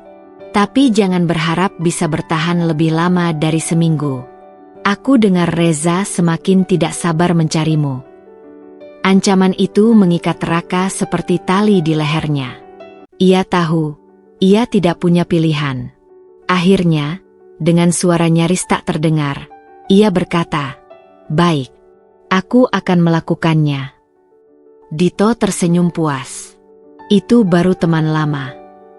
Dito membawa Raka ke sebuah apartemen rahasia di pinggiran kota. Tempat itu tampak mewah namun terasa suram. Di dalam, ada beberapa pria yang tampaknya adalah anak buah Dito. Mereka semua menatap Raka dengan tatapan penuh selidik. "Raka sudah setuju," kata Dito tanpa basa-basi. Seorang pria berkacamata maju dan meletakkan beberapa dokumen di atas meja. "Ini data tentang perusahaan Nadine. Kita butuh seseorang di dalam untuk mencuri file keuangan dan informasi penting lainnya." Raka menatap dokumen-dokumen itu dengan perasaan berat. "Aku sudah tidak bekerja di sana lagi," katanya. "Bagaimana caranya aku bisa mendapatkan semua ini?" Dito menyeringai. "Jangan khawatir. Aku sudah punya rencana." Raka menelan ludah. Ia tahu bahwa ia baru saja masuk ke dalam permainan yang jauh lebih berbahaya dari sebelumnya. Keesokan harinya, Raka mengenakan setelan terbaiknya dan berjalan menuju kantor Nadine. Ia sudah lama tidak menginjakan kaki di sana, dan perasaan tidak nyaman menyergapnya. Saat ia masuk, beberapa karyawan yang mengenalnya menatapnya dengan kaget dan berbisik-bisik. Seorang satpam mendekatinya. "Maaf, Pak Raka. Anda tidak diizinkan masuk tanpa izin." Raka menghela napas dan berkata dengan suara rendah, "Aku ingin bertemu dengan Nadine. Ini urusan penting." Satpam itu tampak ragu, tetapi akhirnya menghubungi resepsionis. Setelah beberapa menit, sekretaris Nadine datang dan mengantarnya ke ruang rapat. Di dalam, Nadine sudah menunggunya dengan ekspresi dingin. "Apa lagi yang kau inginkan, Raka?" tanyanya tanpa basa-basi. Raka menatapnya, mencoba menenangkan pikirannya. "Aku ingin meminta kesempatan kedua," katanya akhirnya. Nadine mengangkat alisnya. "Kesempatan kedua? Setelah semua yang kau lakukan?" "Aku tahu aku telah berbuat salah," kata Raka. Suaranya terdengar tulus. "Aku kehilangan segalanya. Aku hanya ingin bekerja kembali, membangun hidupku dari awal." Nadine menatapnya lama. Ada kilatan emosi di matanya, tetapi ia segera menyembunyikannya. "Kenapa aku harus mempercayaimu?" Raka menghela napas, berpura-pura pasrah. "Karena aku tidak punya pilihan lain. Kau tahu aku bukan siapa-siapa sekarang. Kalau kau tidak menerimaku kembali, aku benar-benar selesai." Nadine masih menatapnya curiga. Tetapi akhirnya, ia berkata, "Aku akan mempertimbangkannya. Tapi jangan berharap terlalu banyak." Raka mengangguk pelan, menahan rasa bersalah yang mulai menggerogoti dirinya. Malam itu, Raka duduk di apartemen kecil yang disediakan oleh Dito. Ia menatap dokumen-dokumen yang diberikan kepadanya. Semua itu berisi informasi yang harus ia curi dari perusahaan Nadine. Tangannya gemetar. Dulu, ia tidak akan ragu melakukan hal seperti ini. Tetapi sekarang, ia mengingat wajah Nadine tadi siang. Meski dingin, ia bisa melihat ada luka yang belum sepenuhnya sembuh di mata wanita itu. Ia menggenggam kepalanya. "Aku bajingan macam apa?" gumamnya. Tapi ia tidak punya pilihan. Ia harus melakukannya, atau ia akan mati. Beberapa hari kemudian, Nadine akhirnya mengizinkan Raka kembali bekerja. Dengan pengawasan ketat, tentu saja. Raka tahu ini adalah kesempatannya. Suatu malam, saat sebagian besar karyawan sudah pulang, ia masuk ke ruang arsip dan mulai mencari file yang diinginkan Dito. Tangannya gemetar saat mengambil USB dan mulai menyalin data ke dalamnya. "Maaf, Nadine," bisiknya. Namun, sebelum ia sempat menyelesaikannya, suara familiar terdengar dari belakang. "Aku tahu kau akan melakukan ini." Raka berbalik dengan panik dan menemukan Nadine berdiri di ambang pintu dengan ekspresi dingin. "Nadine, aku bisa jelaskan." Nadine berjalan masuk, menatapnya dengan penuh kekecewaan. "Aku benar-benar ingin percaya padamu kali ini, Raka. Tapi kau memang tidak bisa berubah, ya?" Raka membuka mulutnya, tetapi tidak ada kata yang keluar. "Kau tidak pernah benar-benar menyesal, kan?" Suara Nadine terdengar datar, tetapi ada kemarahan yang tersembunyi di baliknya. "Bukan begitu, aku hanya..." "Cukup," potong Nadine. "Kau pikir aku tidak tahu apa yang kau rencanakan? Aku sudah menduganya sejak kau kembali." Raka merasa dunia runtuh di sekelilingnya. "Nadine, aku terpaksa. Jika aku tidak melakukan ini, aku akan mati." Nadine memandangnya lama, lalu berkata dengan suara dingin, "Mungkin itu memang hukuman yang pantas untukmu." Detik berikutnya, beberapa petugas keamanan masuk ke dalam ruangan. "Bawa dia pergi." Raka terdiam, tidak bisa melawan saat mereka memborgol tangannya dan menyeretnya keluar. Saat ia melewati Nadine, ia melihat wanita itu menatapnya untuk terakhir kalinya bukan dengan kebencian, tetapi dengan kekecewaan yang mendalam. Dan itu jauh lebih menyakitkan. Dering ponsel memecah kesunyian ruangan. Nadine meraihnya dengan malas. Matanya masih terasa berat setelah semalaman tidak bisa tidur. Ketika melihat nama di layar, tubuhnya langsung menegang. "Dito." Ia ragu sejenak sebelum akhirnya mengangkat panggilan itu. "Apa maumu lagi?" Suara Nadine terdengar dingin. "Santai, Nadine. Aku hanya ingin mengobrol," jawab Dito dengan nada santai. "Atau kau lebih suka kalau aku langsung ke intinya?" Nadine mengepalkan tangan. "Aku tidak punya waktu untuk permainanmu, Dito." "Baiklah." Suara Dito berubah serius. "Kau ingin tahu siapa sebenarnya Raka?" Jantung Nadine berdetak lebih cepat. "Maksudmu? Selama ini kau hanya melihat Raka sebagai pria yang mencintaimu, lalu mengkhianatimu. Tapi apakah kau pernah bertanya, untuk siapa sebenarnya dia bekerja?" Nadine terdiam. "Raka tidak hanya mencuri data perusahaanmu," lanjut Dito. "Dia juga memiliki rahasia yang bisa membuatmu terkejut." Nadine menarik napas dalam. "Bicaralah. Aku ingin kita bertemu langsung. Aku akan tunjukkan sesuatu yang akan mengubah cara pandangmu tentang Raka." Nadine ragu. Ia tahu Dito adalah sosok licik yang tidak bisa dipercaya. Tapi di sisi lain, ia juga ingin tahu kebenaran. "Baiklah, di mana kita bertemu?" Dito tertawa kecil. "Kau akan segera tahu." Klik. Sambungan terputus. Nadine menatap layar ponselnya dengan perasaan campur aduk.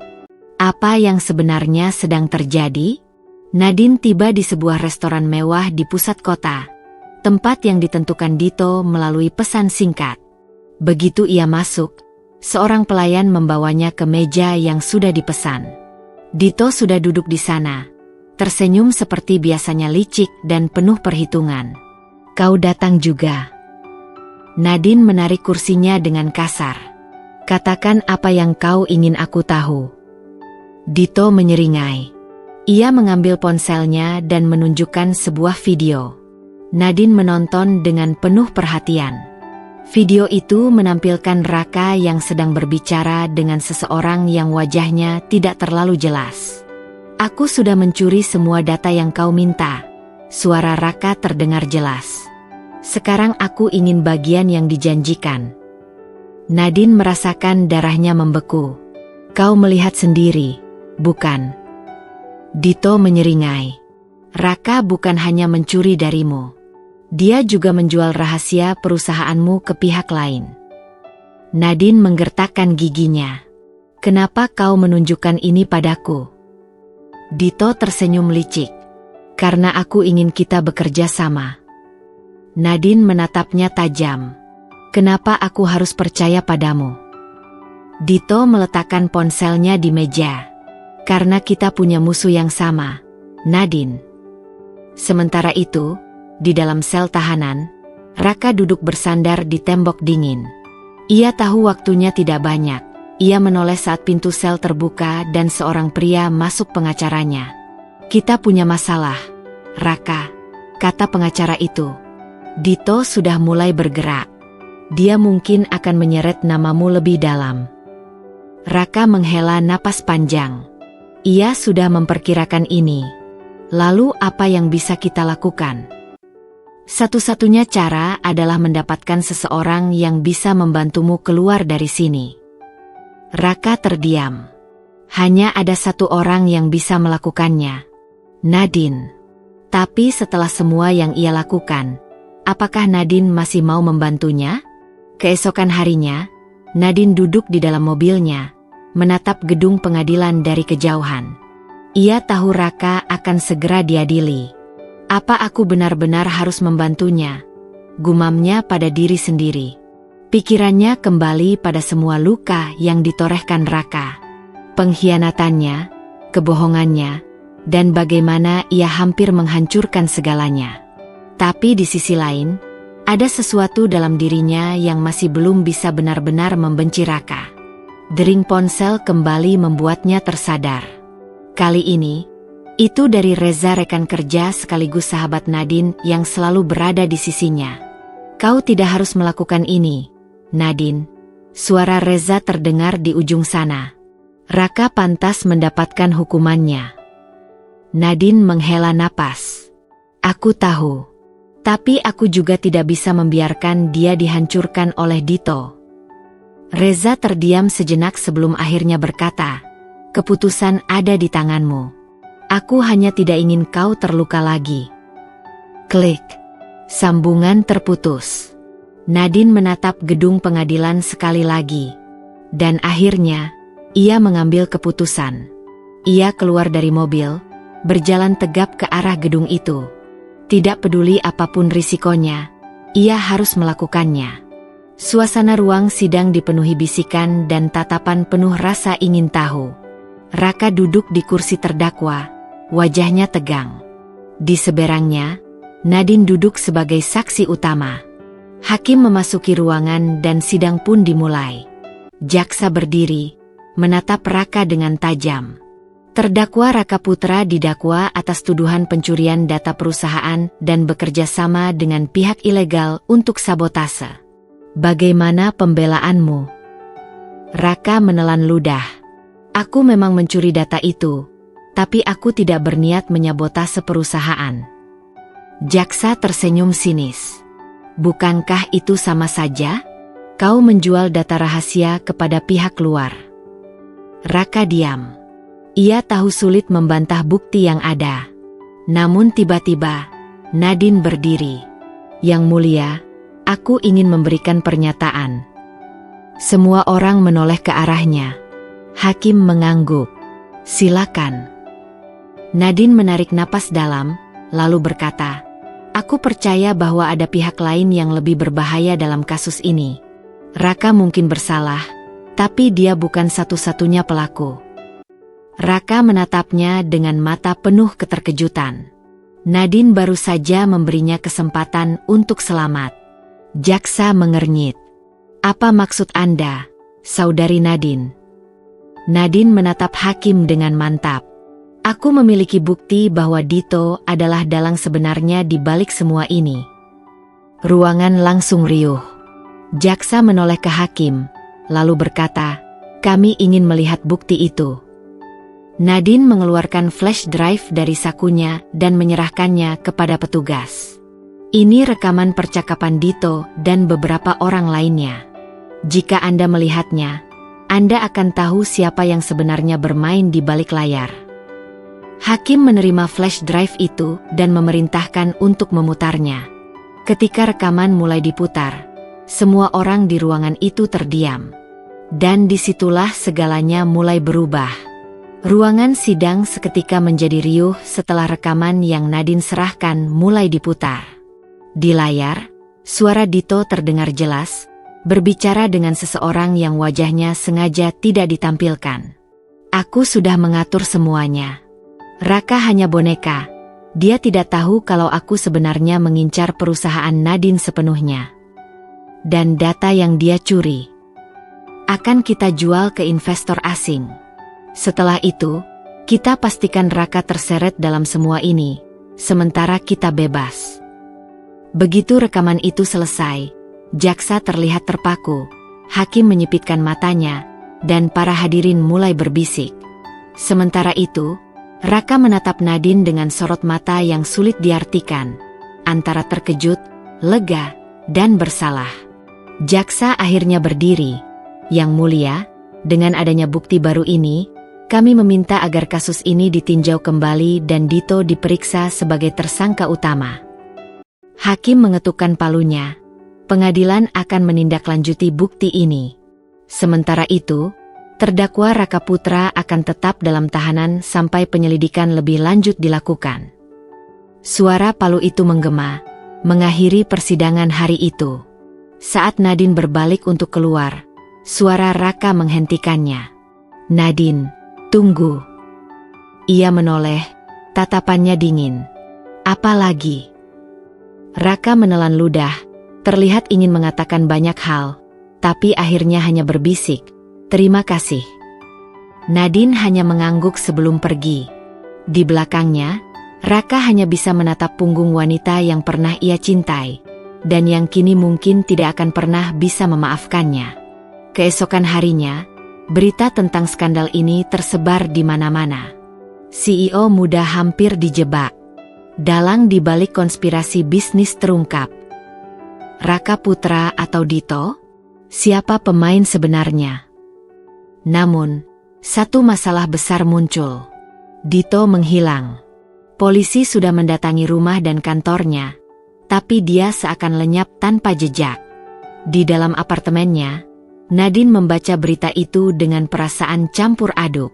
Dia pasti sudah merencanakan pelariannya sejak awal, gumamnya. Dering ponsel mengejutkannya.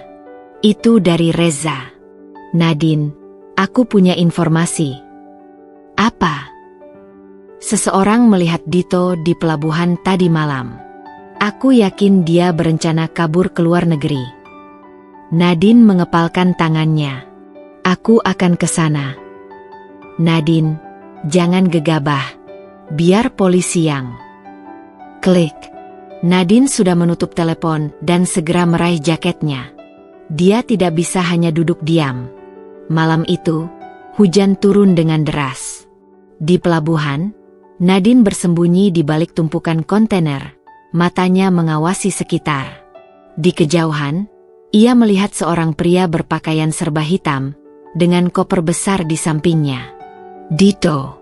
Dia sedang berbicara dengan seseorang, mungkin calo yang akan membantunya kabur. Nadine meraih ponselnya, bersiap menelepon polisi. Namun saat itulah Dito menoleh. Tatapan mereka bertemu. Mata Dito menyipit. Nadine. Ketahuan. Dito langsung berlari ke arah lain. Koper besar itu ia tinggalkan. Tanpa berpikir panjang, Nadine mengejarnya. "Dito, berhenti!" Dito semakin mempercepat langkahnya, melewati jalanan sempit di antara kontainer. Tapi Nadine tidak mau kalah. Begitu melihat kesempatan, ia meraih sebuah batang besi di dekatnya dan melemparkannya ke kaki Dito. Brak! Dito tersandung dan jatuh keras ke tanah. Nadine segera mendekat, menghunuskan tatapan penuh amarah. "Sudah cukup, Dito. Kau tidak akan bisa lari lagi." Dito menyeringai meskipun wajahnya berlumuran lumpur. "Kau pikir aku akan membiarkanmu menang begitu saja?" Tiba-tiba, ia merogoh saku jaketnya mengeluarkan pisau, mengarahkan ke Nadine. Nadine mundur selangkah, bersiap siaga. Namun sebelum Dito bisa melakukan apapun, "Jatuhkan tanganmu." Suara itu bergema di pelabuhan. Beberapa polisi muncul dari sudut jalan, senjata mereka terarah ke Dito. Dito membeku, lalu perlahan mengangkat tangannya. Salah satu polisi segera memborgolnya. "Kau sudah cukup membuat kekacauan, Tuan Dito." Nadine menghela napas panjang. Akhirnya, semuanya selesai. Atau mungkin belum? Beberapa hari kemudian, Nadine duduk di kantor kejaksaan.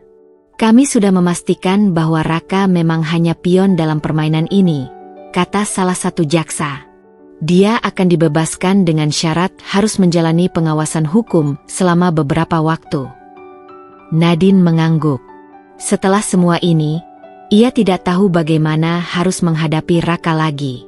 Saat ia keluar dari kantor itu, ia melihat seseorang berdiri di seberang jalan. "Raka." Mereka saling menatap dalam diam. Akhirnya, Raka yang berbicara duluan. "Aku tahu aku tidak pantas meminta maaf.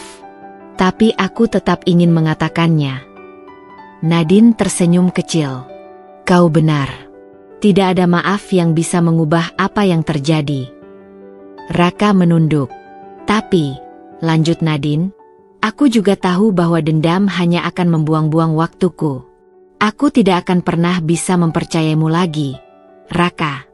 Tapi aku juga tidak ingin menghabiskan hidupku dengan membencimu." Raka mengangkat kepalanya. Ada kesedihan di matanya. "Jadi, ini selamat tinggal." Nadine mengangguk. Ini adalah akhir dari semua ini. Ia kemudian berbalik dan pergi, tanpa menoleh lagi. Karena untuk pertama kalinya, ia benar-benar merasa bebas. Nadine membuka matanya perlahan. Cahaya matahari menembus jendela apartemennya, menyinari ruangan yang terasa lebih luas dan kosong dari biasanya. Sudah hampir seminggu sejak persidangan terakhir. Dito sudah resmi ditetapkan sebagai dalang dari konspirasi bisnis yang nyaris menghancurkan segalanya. Raka, meskipun terbebas dari tuduhan besar, tetap harus menjalani pengawasan hukum. Dan Nadine, untuk pertama kalinya dalam waktu yang lama, dia merasa bebas. Tidak ada lagi pengkhianatan, kebohongan, atau permainan kotor yang harus dia hadapi setiap hari. Namun, meski begitu, ada sesuatu yang tetap terasa berat. Sebuah perasaan kosong. "Apa ini?" gumamnya, menatap langit-langit. Dia seharusnya bahagia, kan? Tapi mengapa ada bagian dalam dirinya yang masih terasa seperti ada sesuatu yang belum selesai? Sore itu, Nadine pergi ke kantor lama yang pernah ia jalankan bersama Raka. Bangunan itu masih berdiri kokoh, tapi ada sesuatu yang berbeda. Ia melihat beberapa pekerja memasang pelang di depan gedung. "Dijual?" bisiknya, membaca tulisan di papan besar itu. Seseorang menepuk pundaknya dari belakang. "Nadine." Ia menoleh. Ternyata Reza. "Kau tahu soal ini?" tanya Nadine. Reza mengangguk. Setelah kasus Raka dan Dito, Dewan Direksi memutuskan untuk menjual aset perusahaan. Mereka ingin memulai dari awal dengan manajemen baru. Nadine mendesah pelan. "Aku tidak menyangka semuanya akan berakhir seperti ini," katanya. "Aku juga," jawab Reza. Tapi mungkin ini yang terbaik. Perusahaan itu menyimpan terlalu banyak kenangan buruk untukmu, bukan? Nadine terdiam sejenak. Benarkah? Apa semua yang terjadi di sini hanya membawa luka? Atau justru sebaliknya, tempat ini adalah saksi bagaimana ia bertahan, bagaimana ia berkembang? Ia menatap bangunan itu sekali lagi, lalu tersenyum kecil. Aku rasa, sudah waktunya untuk benar-benar melepaskan, katanya akhirnya. Reza menatapnya dengan kagum. Aku bangga padamu, Nadine. Malam itu, saat Nadine sedang menikmati secangkir teh di balkon apartemennya, ponselnya bergetar. Nomor tidak dikenal. Ia mengangkatnya. Halo. Nadine. Jantungnya hampir berhenti. Suara itu. Suara yang sudah ia kenal bertahun-tahun. Raka. Aku ingin bertemu denganmu, katanya pelan. Nadine menghela napas panjang. Raka, aku pikir kita sudah selesai. Aku hanya ingin berbicara, satu kali saja. Setelah itu, aku tidak akan mengganggumu lagi. Nadine diam beberapa saat. Haruskah ia bertemu dengannya? Bagaimanapun juga, ini mungkin kesempatan terakhir untuk mengakhiri semuanya dengan baik. Akhirnya, ia menjawab, baiklah, besok di kafe tempat biasa. Keesokan harinya, Nadine tiba lebih dulu di kafe kecil tempat mereka sering menghabiskan waktu dulu. Tak lama, Raka datang. Dia tampak berbeda, lebih kurus, lebih lelah, tapi juga lebih tenang. Ia duduk di hadapan Nadine. Terima kasih sudah mau bertemu, katanya.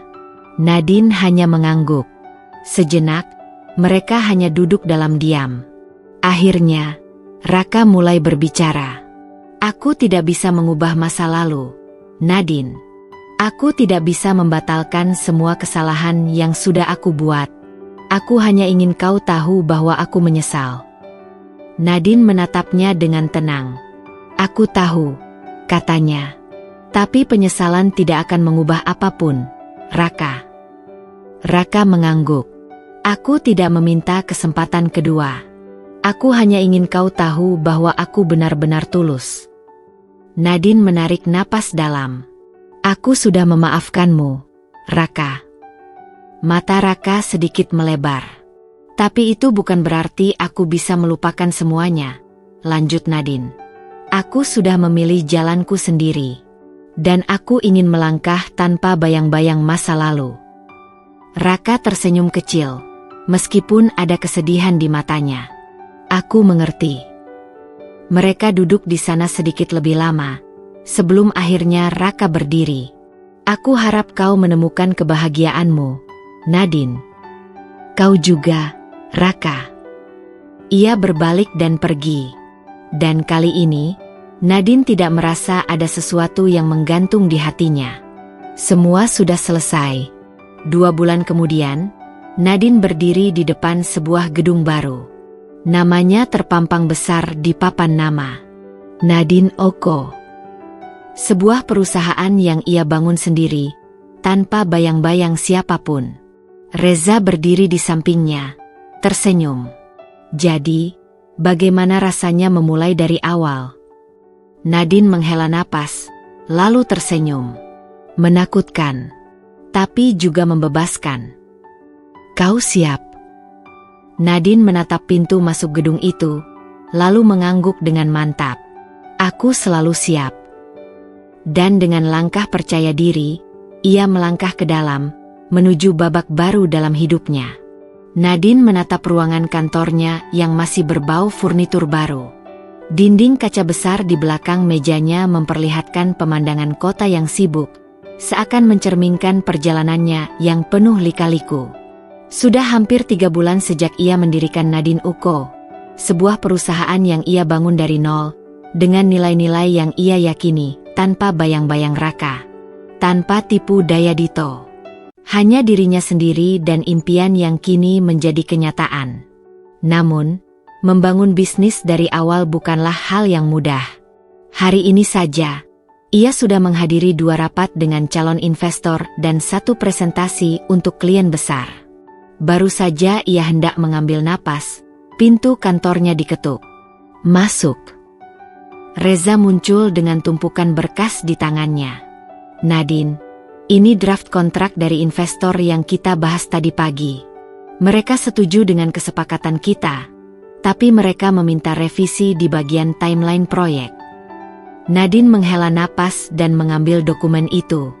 Kita lihat dulu apakah revisinya masuk akal. Reza menatapnya dengan senyum kecil. Kau sadar, kan? Dulu kau mungkin tidak akan bisa menangani semua ini sendiri. Tapi lihat dirimu sekarang. Nadine terkekeh. Dulu aku terlalu sibuk berusaha menyenangkan orang lain. Sekarang aku hanya ingin fokus pada apa yang aku inginkan. Reza mengangguk setuju. Dan itu adalah keputusan terbaik yang pernah kau buat. Nadine menatap dokumen di tangannya, lalu menghela napas dalam. Ia masih berjuang. Tapi kali ini, perjuangan ini adalah miliknya sendiri. Malam itu, setelah seharian bekerja, Nadine memutuskan untuk makan malam di sebuah restoran kecil di sudut kota.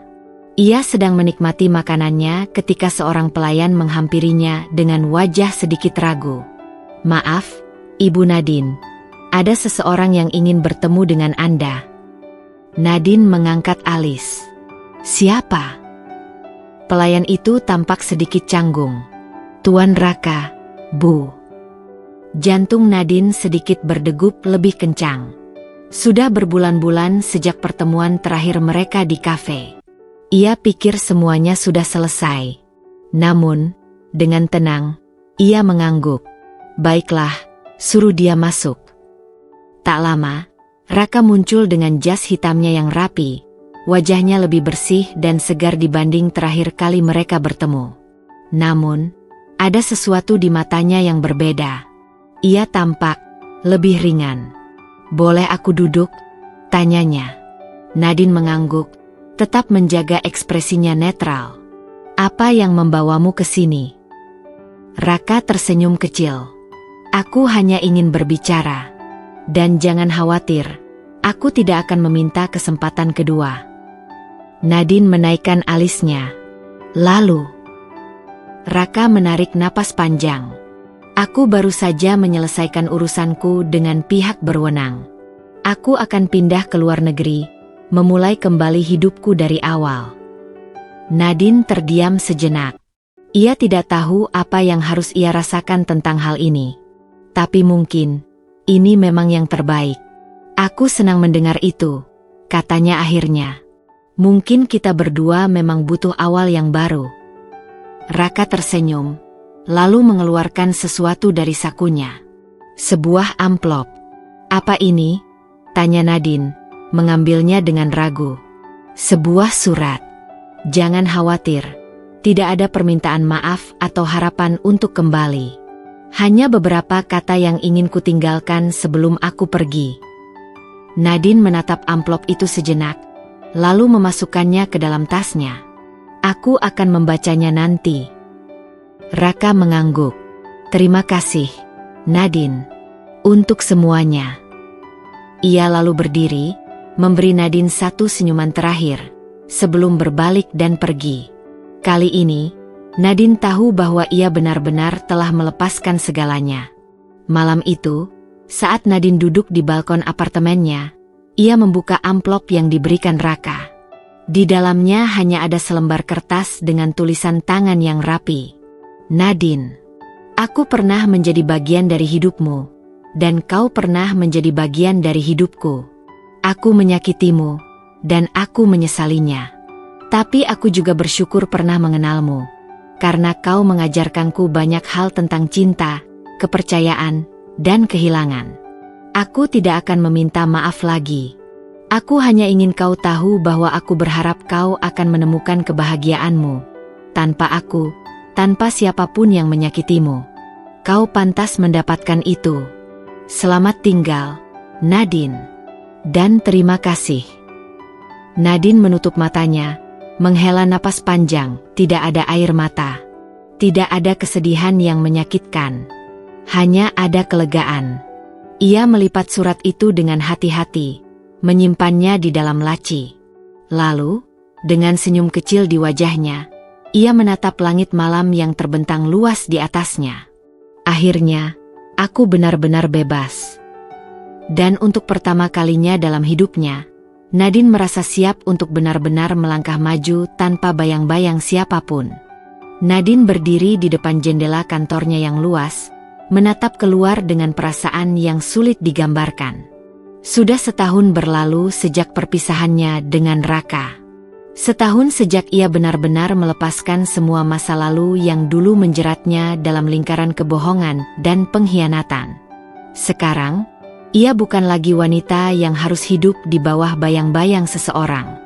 Bukan lagi istri yang harus bertahan dalam pernikahan yang penuh kepalsuan. Bukan lagi partner bisnis yang harus selalu menuruti kemauan orang lain. Ia adalah Nadine, pemilik sekaligus CEO Nadine Co., perusahaan yang kini mulai dikenal luas karena inovasinya di dunia bisnis. Dan untuk pertama kalinya dalam hidupnya, ia merasa cukup. Namun, di balik semua kesuksesan ini, ada sesuatu yang masih ia cari. Apakah aku sudah benar-benar bahagia? Tanyanya dalam hati. Hari itu, Reza mengetuk pintu kantornya sambil membawa 2 gelas kopi. Kau kelihatan butuh ini, katanya, meletakkan 1 gelas di meja Nadine. Nadine tersenyum kecil.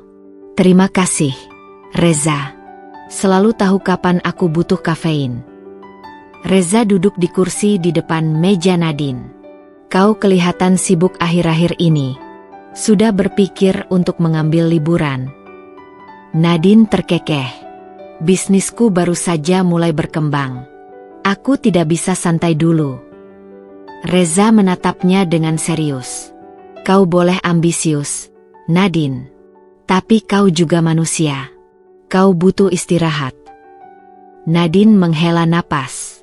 Aku tahu, tapi aku belum tahu kemana. Reza mengeluarkan sesuatu dari sakunya, sebuah undangan pernikahan. Nadine mengangkat alis.